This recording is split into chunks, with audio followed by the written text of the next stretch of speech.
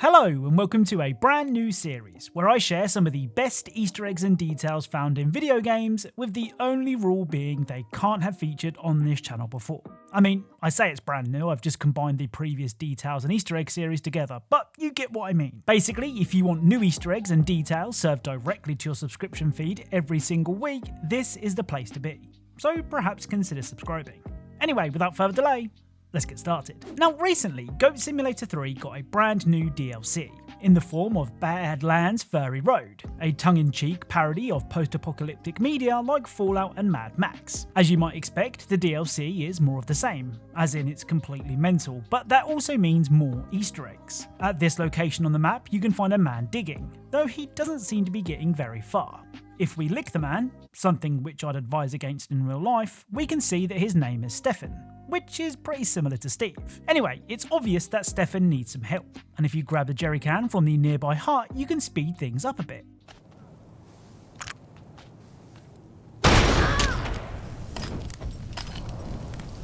Okay, so it's not exactly subtle, but it's much more effective. Well, after a couple of cans, this will happen.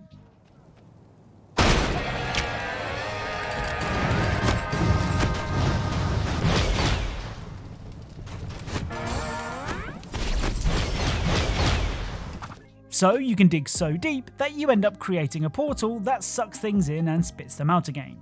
Kind of like your mum. Now, if it wasn't already obvious, this whole thing is a reference to Minecraft, with Stefan being Steve. I mean, they're even dressed the same.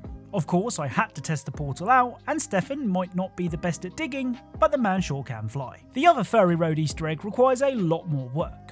Well, it would do if you tried to do it properly. You see, after buying the recycling centre for 3,500 scrap, you'll need to recycle a whole bunch of shopping trolleys. Now, this would take ages if you tried to find them all over the map, but there is one right above the recycling station. Simply recycle that one, quit to the main menu, reload the game, rinse and repeat. After recycling enough trolleys, be it legitimately or not, you'll be rewarded with a chainsaw that you can wear on your head, which is of course a nod to the popular Japanese manga, Chainsaw Man. Now, you might think that's it. It's a chainsaw and it cuts things. Well, this is Goat Simulator, and if you use the chainsaw, this will happen.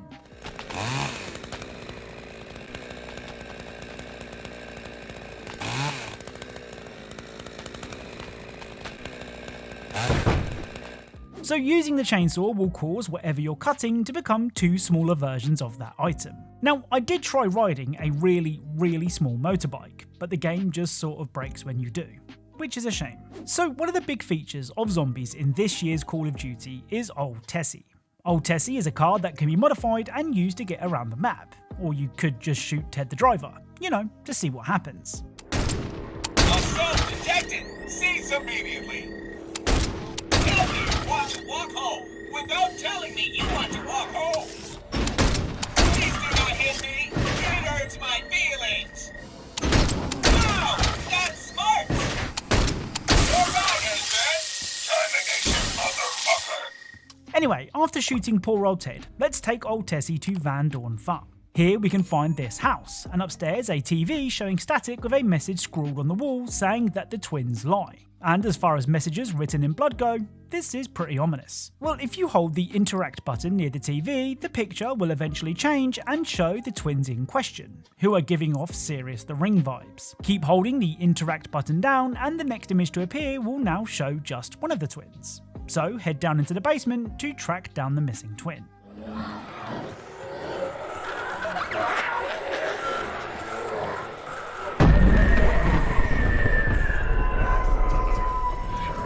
So the other twin can be found playing in the basement, and it's safe to say that she's seen better days. Now head back to the TV and interact with it again, until it shows an image where both the twins are gone. Now all you have to do is find them.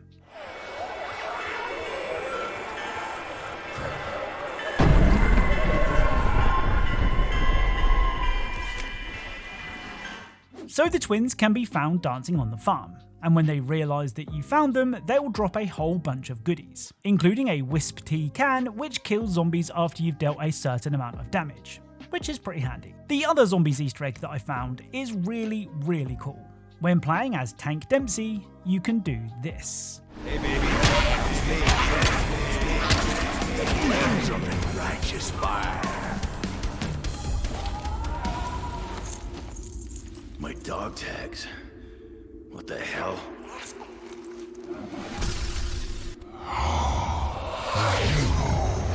This is what they called you. But that's not true, is it? Child! Deserter! War! So at the crashed rocket, you can find Dempsey's dog tags, and after picking them up, you're given a look at what made Dempsey the man he is today, which includes deserting his post and fighting a zombified version of Weaver. During this flashback, you even take on the role of a disciple, which can be used to fling zombies around. After playing as the disciple for a bit, you're kicked from the dream and return to the crashed rocket. And I think that's it. I mean, I'm not a COD Zombies expert, so I'm sure there is more to this story than meets the eye, but even with my limited knowledge, it's still a really cool Easter egg. Now, I've said before that I love games about digging. I love games about digging for resources and then using those resources to upgrade your tools. See, I did say that. Well, whilst it's not quite digging, I do get the same kind of kick when playing. My wife threw out my card collection, so I bought a dump to find them all. And yes, that is what the game is called. Now, as the name suggests, or just downright says, your job is to filter through piles of rubbish to find the cards that your wife threw out. Some of these cards feature popular streamers, and you know what that means. That means that our friend Queso makes an appearance too. Don't forget to use my code CAP to get 10% off the queso flavour at GamerSupps, which is probably my favourite flavour right now. Anyway, it's not just cards that can be found in the piles of rubbish. You can also find things like a YouTube play button, a Nintendo Switch 2, this hamster thing, which Freddy said is a reference to a meme, but I've personally never seen it before, and finally the Holy Grail, Half-Life 3. Now, I don't know if it's an unwritten video game developer rule, but I'm pretty sure that if a game features a haunted house, it's obliged to include a reference to The Shining. And that's what happens in Kill It With Fire 2. At Artois Manor, you can find the familiar sight of the carpet from The Shining. I mean, granted, it's not a one-to-one recreation, but it's close enough. To further hammer the reference home, you can also find a trike, which is a nod to the trike that Danny rides in the movie. So far, so normal. Well, normal for a video game referencing The Shining anyway. Well, if you turn your back on the trike, this will happen.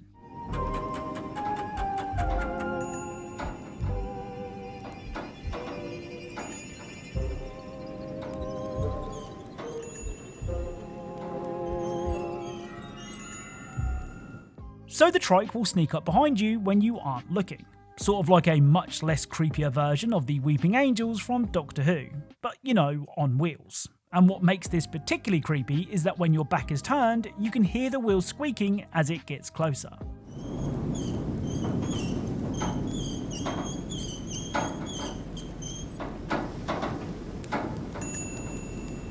I mean, as far as The Shining references go, this one is pretty cool. Now, one of the levels in Kill It With Fire 2 sees you invading a spider city as a Godzilla-like creature.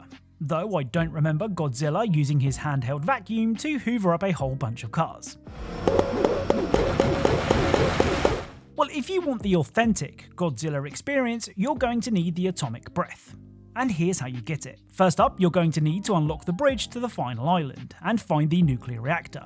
Then you'll need to track down 7 barrels of toxic waste and drop them into the reactor.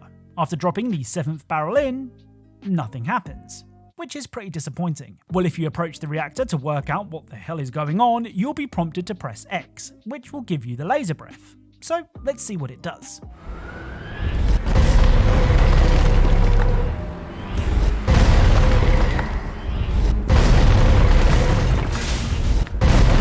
So the laser breath is basically Godzilla's atomic breath, and after unlocking it, it's yours to use whenever you want, which is really cool. Oh, and another weapon that's cool, but not quite laser breath cool, is the newspaper. Whenever you score a kill with the newspaper, a newspaper front page will appear on the screen, and some of them are pretty funny.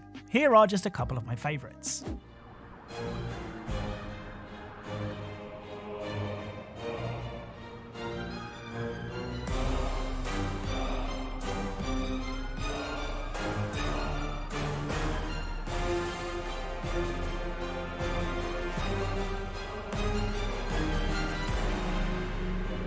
Now, in my attempt to improve my VR Easter egg knowledge, I jumped into Deadpool VR with high hopes, and I wasn't disappointed. Deadpool VR is basically the reference game, with Deadpool doing his Deadpool thing where everything gets a shout out. I think one of the most surprising mentions was a game that even Ubisoft seems to have forgotten about. The Prince of Persia would be proud. Well, not only does he reference brilliant games, but he also references brilliantly bad movies. When you first meet Lady Deathstrike, this will happen. To show my gratitude, a painful death.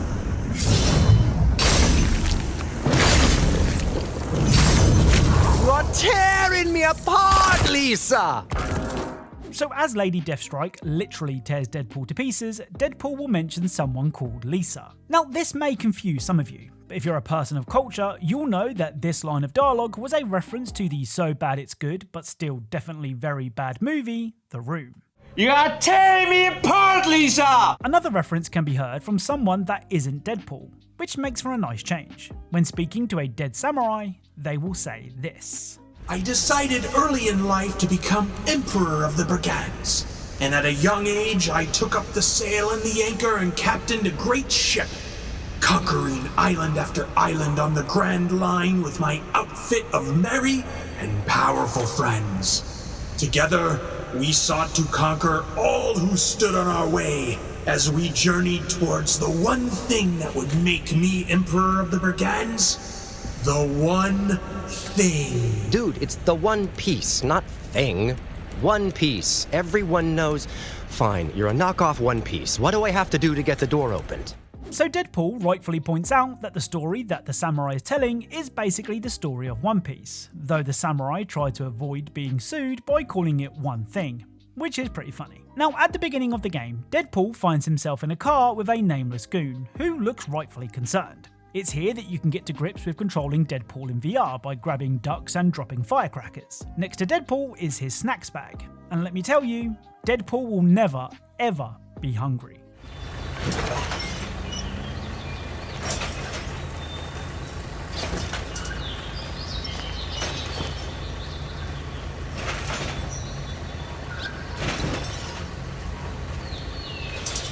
So Deadpool's snack bag is never ending, and I really mean never ending.